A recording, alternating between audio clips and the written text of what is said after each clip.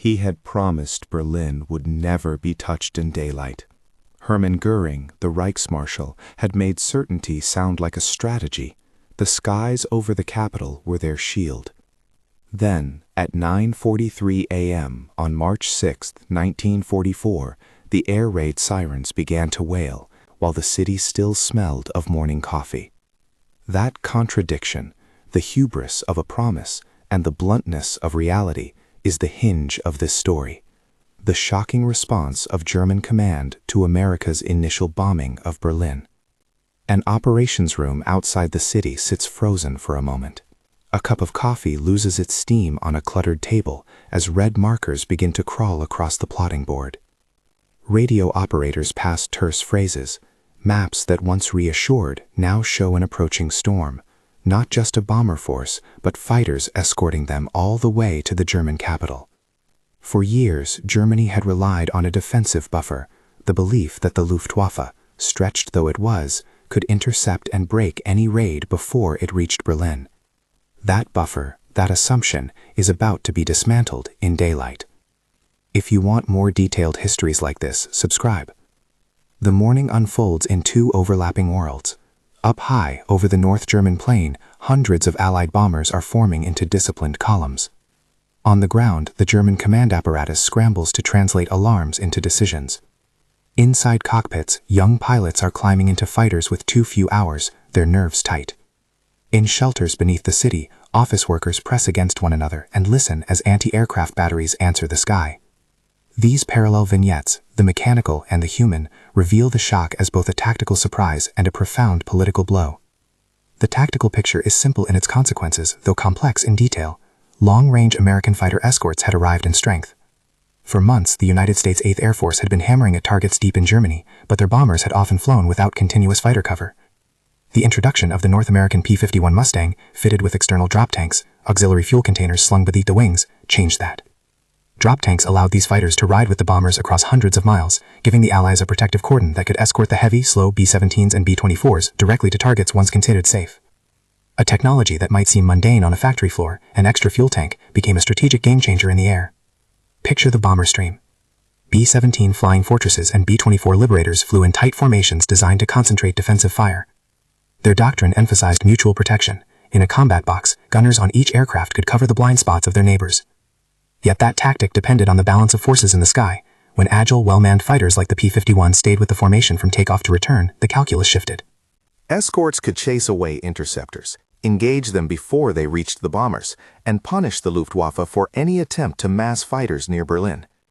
On March 6th, that massing met a new kind of escort. The P-51, a single-seat, long-range fighter, combined speed, range, and maneuverability. It could, when fueled by its drop tanks, stay with the bombers deep into German territory. Other types, the P-47 Thunderbolt and P-38 Lightning, also contributed to coverage, but the Mustang with drop tanks became the symbol of a turned tide. Those drop tanks were designed to be jettisoned when empty, allowing the fighters to enter combat lighter and more maneuverable. For German planners, accustomed to a predictable operating window in which their fighters could intercept and engage, this was an unwelcome discontinuity. The first arrival of sustained escort over Berlin did not look like a single dramatic moment to those on the ground. It felt like a pattern emerging, like contrails stitching across the blue. From a command tower, radio reports began to sound different. Intercepts came too late, or not at all. Dogfights erupted farther from the city than before. Even when Luftwaffe fighters found Allied formations, they were increasingly engaged by escorts that would not withdraw. The Luftwaffe's defensive idea that fighters could be called up from nearby bases, drive off attackers at range, and return to a central reserve was being invalidated by escort endurance. Within the German leadership, disbelief gave way quickly to alarm.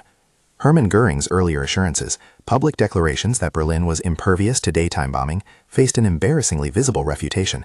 The optics were brutal. A capital whose leader had proclaimed safety now showed shattered windows, smoldering facades, and citizens nervous in broad daylight. The propaganda machine tried to smooth the story, but images and sounds on the streets contradicted the spin. Joseph Goebbels, the Reich Minister of Propaganda, could still command newspapers and radio, but he could not stop the sirens or the smoke. Adolf Galland, the General of Fighters, carried a different burden.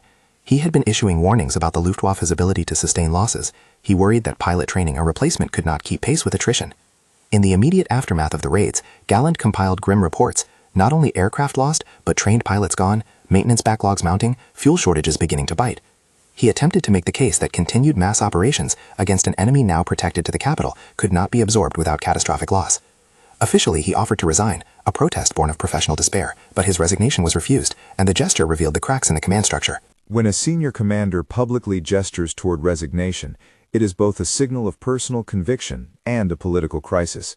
Göring's position, already precarious, looked less secure. Albert Speer, the armaments minister, turned to calculations that were less public and more structural. He recognized that dispersion, spreading production across many smaller, harder-to-find sites, was the necessary answer to raids that could reach the capital. Dispersal, however, is an admission. It concedes that the days of protecting centralized industry under the aegis of air superiority are over. Speer's push to move factories, to hollow out large plants and embed assembly into smaller workshops, reflected a shift from proactive military strategy to a defensive scramble for survival. For an industrial system dependent on scale and centralized logistics, dispersal bled efficiency and output, even as it preserved some production. The human toll of those early daylight raids is both immediate and structural. On March 6th, preliminary reports listed heavy engagement. American accounts and initial German tallies suggested losses on both sides. Some reports cited roughly 69 American bombers lost that morning, numbers that were debated and refined later, while Luftwaffe losses, estimated by some sources at around 66 fighters, underlined the intense attritional exchange. Exact figures vary by archive and historian, and wartime reporting often muddied the totals. Still, the pattern is clear. The Luftwaffe suffered losses at a rate its training pipeline could not replace. Replacement pilots were often green, with fewer flight hours and less combat experience than those who had been lost. Aircraft production could be increased, but pilot skill and unit cohesion take time. The attrition math began to tell a simple story. You can replace metal faster than you can replace experience. In the air, the combat sequences were stark. Present tense captures that immediacy. Engines scream as fighters peel away from the bomber stream. Guns rattle. Black puffs of flak bloom like ink on a sky blue page. A young German pilot, climbing to intercept, finds himself bracketed by Mustangs that chase him away from the bombers and then dive back to drive off other attackers.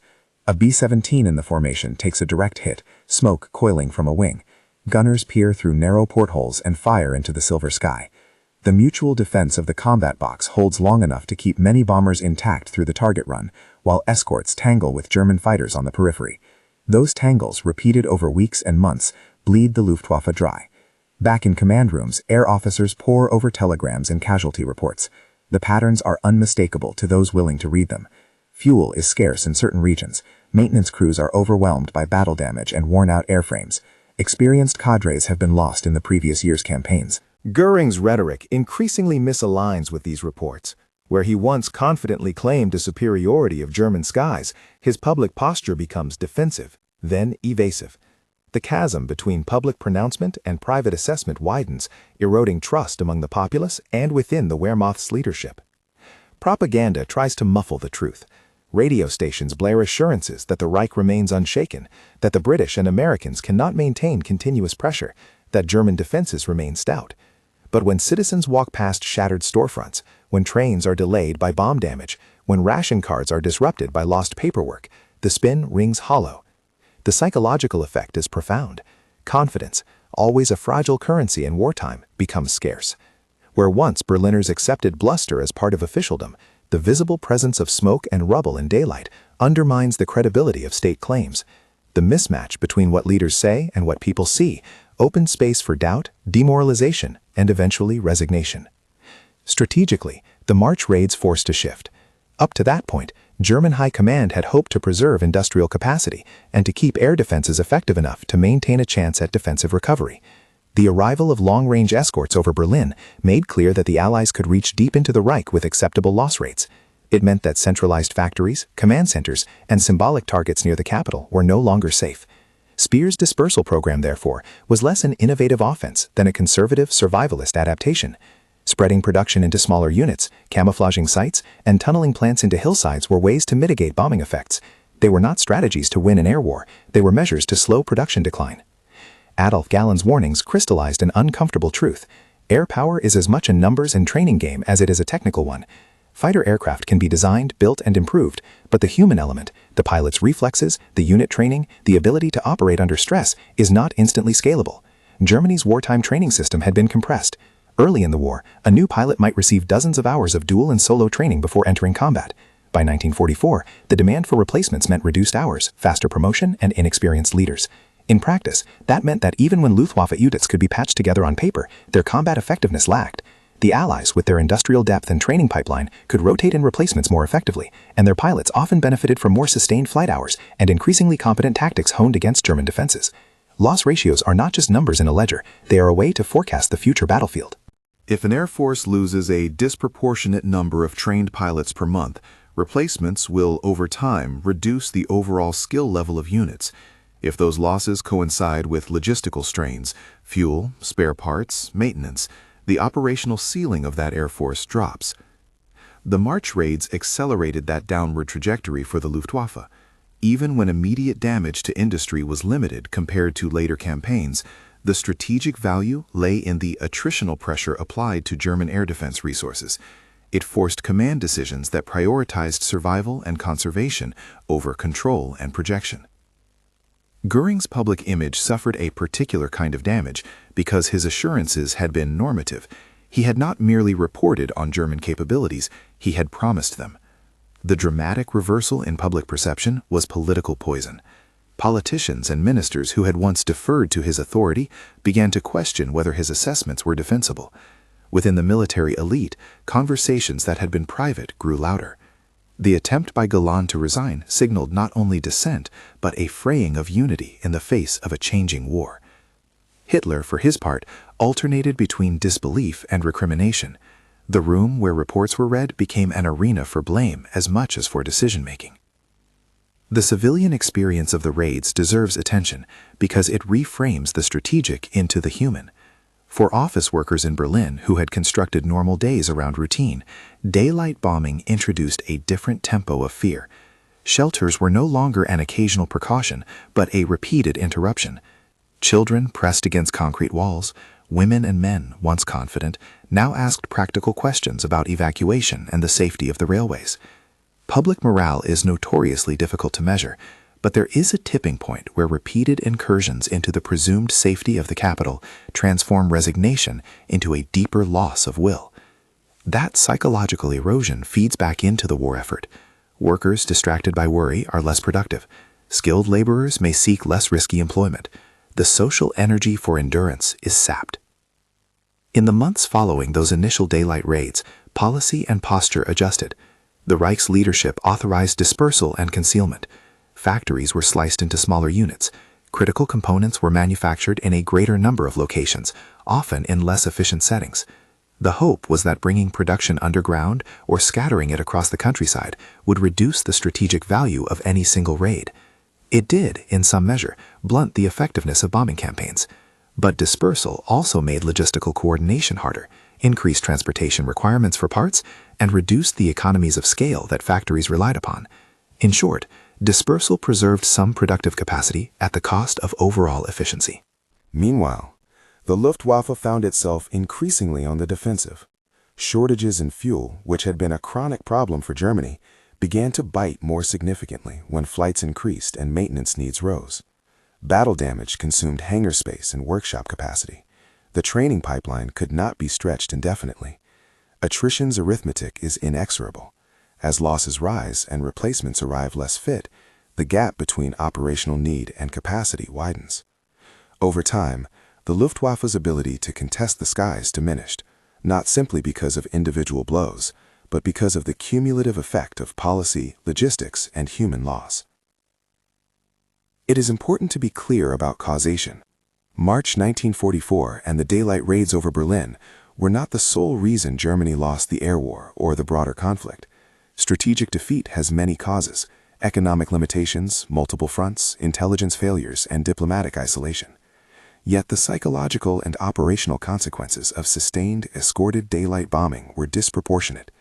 They removed illusions about defense, forced costly dispersal, accelerated pilot and aircraft attrition, and created visible contradictions that undermined propaganda. In military terms, the raids shifted the balance of initiative.